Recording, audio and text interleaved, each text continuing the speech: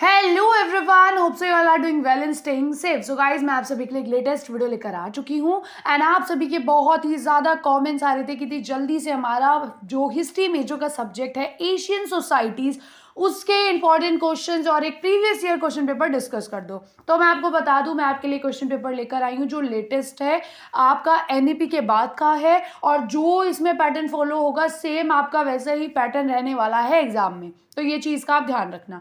यहाँ पर आपके इस क्वेश्चन पेपर में 4 पेजेस है, ठीक है, प्रिंटेड 4 पेजेस है और यहाँ पे आपको अपना रोल नंबर लिखना होता है। सेम यहाँ पे जो serial number, unique paper code, name of the paper, course, ये सब आपको अपनी आंसर शीट के फर्स्ट पेज पर भरना होता है, ठीक है। उसके बाद आप सेमेस्टर 1 के स्टूडेंट हो तो उनका ये क्वेश्चन पेपर है एंड आप देखेंगे यहाँ पे कि आपका 90 मार्क्स का जो है क्वेश्चन पेपर रहता है। 3 घंटे आपको करने के लिए मिलते हैं। कुछ इंस्ट्रक्शंस दी जाती है बच्चों के लिए जो आप रीड कर सकते हो। मैं आपको बता दूं, इनमें से कोई 4 क्वेश्चन जो है आपको अटेम्प्ट करने हैं, ठीक है, और सारे क्वेश्चंस के इक्वल मार्क्स है और सारे ही क्वेश्चंस जो है बहुत इजी हैं। तो इनमें से कोई भी 4 जो आपको अच्छे लगे वो आप अटेम्प्ट कर सकते हो और टोटल आपके क्वेश्चन पेपर में होते हैं 8 क्वेश्चंस, ठीक है। तो यहाँ पे हम आए, हम सेकेंड पेज नंबर में।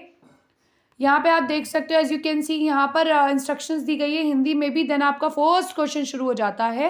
पहला क्वेश्चन है आपका, प्रौद्योगिकी परिवर्तन से आप क्या समझते हैं? दीर्घकालीन सामाजिक और आर्थिक परिवर्तनों के लिए धातु प्रौद्योगिकी की भूमिका पर चर्चा कीजिए।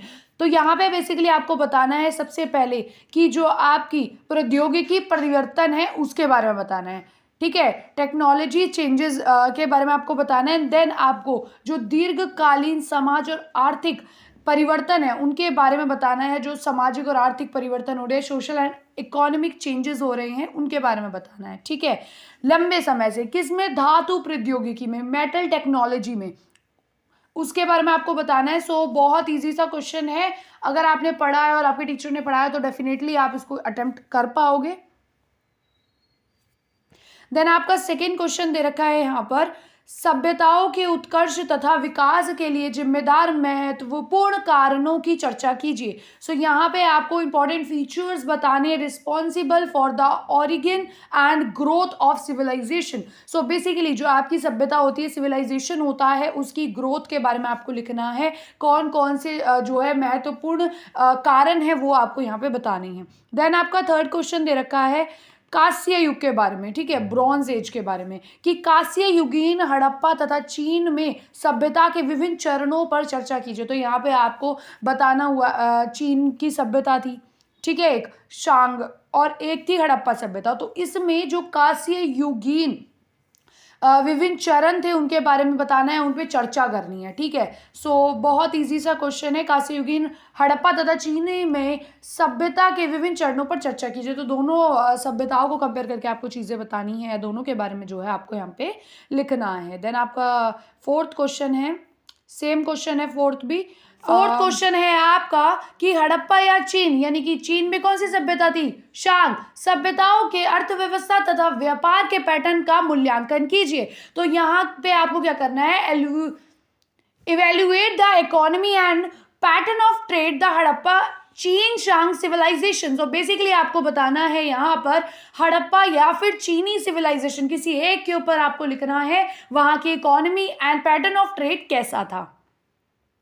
उसके बाद फिफ्थ क्वेश्चन यहाँ पे आता है, प्रारंभिक लेखन प्रणालियों की उत्पत्ति ने सभ्यताओं के विकास को कैसे प्रभावित किया। तो यहाँ पे आपको बताना है जो प्रारंभिक यानी कि स्टार्टिंग में जो लेखन प्रणाली थी उसकी उत्पत्ति ने सभ्यताओं को कैसे विकसित किया।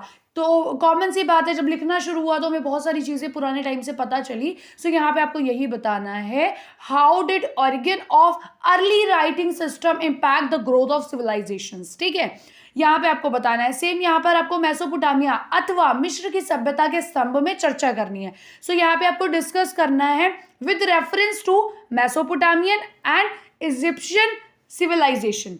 सो यहाँ पर आपको 6 क्वेश्चन दिया गया है। मेसोपोटामिया या मिस्र में कांस्य युग की सभ्यताओं के उद्भव में पारिस्थितिक और अन्य कारकों के महत्व का मूल्यांकन कीजिए। तो यहाँ पर आपको जो मिस्र की सभ्यता थी और जो मेसोपोटामिया या मिस्र में जो कांस्य युग की सभ्यताओं का उद्भव हो रहा था उसकी पारिस्थितिक और अन्य कारकों के महत्व का मूल्यांकन कीजिए। सो यहाँ पे आपको लिखनी है importance of ecological and other factors in the emergence of bronze age civilisation in Mesopotamia और इजिप्ट।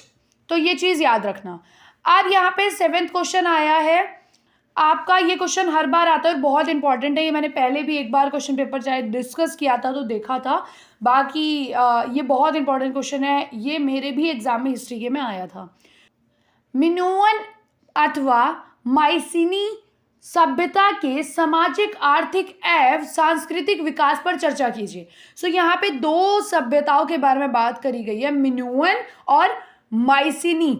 इन सभ्यताओं की जो सामाजिक और आर्थिक एवं सांस्कृतिक विकास से उनके बारे में आपको बताना है, ठीक है। सो यहाँ पे बेसिकली डिस्कस करना है social, economic and culture development के बारे में, जो कि आपके ब्रॉन्ज एज सिविलाइजेशन ऑफ यानी कि कांस्य युगीन जो सभ्यता थे उसके अंदर हुए थे। किसमें? मिनोअन और Mycenaean. Right a short note any 2 topics, ठीक है। सो बेसिकली आपको किन्हीं 2 के ऊपर शॉर्ट नोट लिखना है। इनमें से आप किसी भी 2 के ऊपर आप लिख सकते हो, ठीक है। तो धातु प्रौद्योगिकी पर वाद विवाद, या फिर कांस्य युग के स्रोत, या शहरी समाज की विशेषताएं, या फिर मिनोअन और माइसिनी सभ्यता में कला और वास्तुकला। तो मिनोअन और माइसिनी तो जरूर पढ़ के जाना, कांस्य युग भी अच्छे से पढ़ के जाना, ठीक है। और धातु प्रौद्योगिकी, ये ऐसे क्वेश्चन है जो बहुत पूछे जाते हैं। देखो शहरी समाज की विशेषताएं बहुत इजी क्वेश्चन है जो आप बिना पढ़े भी लिख सकते हो, ठीक है। तो बहुत ही इजी था आपका ये क्वेश्चन पेपर, मैंने आपको दिखाया। अगर आपने पढ़ा है तो आपको ज़रूर आएगा और आप बहुत अच्छे मार्क्स जो है स्कोर पर कर पाओगे इस क्वेश्चन पेपर के थ्रू। और इस क्वेश्चन पेपर के सभी क्वेश्चन ज़रूर करके जाना अपने एग्जाम में, आपके लिए बहुत इंपॉर्टेंट है, ठीक है। और इनफ भी है क्योंकि आपको कोई 4 क्वेश्चन करने हैं। तो अगर आप इन 8 क्वेश्चंस को भी अच्छे से करके जाते हैं तो that's really helpful for you in your exams. So guys hope so आपको ये वीडियो अच्छी लगी होगी। वीडियो अच्छी लगी हो तो वीडियो को लाइक करना, चैनल को सब्सक्राइब नहीं किया है तो जल्दी से सब्सक्राइब करो, बिकॉज ऐसी ही इंपॉर्टेंट अपडेट्स आप सभी के लिए मैं लेकर आने वाली हूँ। बेसिकली ऐसी important videos and also informations. And अगर अभी तक आपने टेलीग्राम ग्रुप को ज्वाइन नहीं किया है सो लिंक डिस्क्रिप्शन में है, जल्दी से जाओ टेलीग्राम ग्रुप को भी ज्वाइन कर लो। And thank you for supporting. See you in the next video. Bye bye.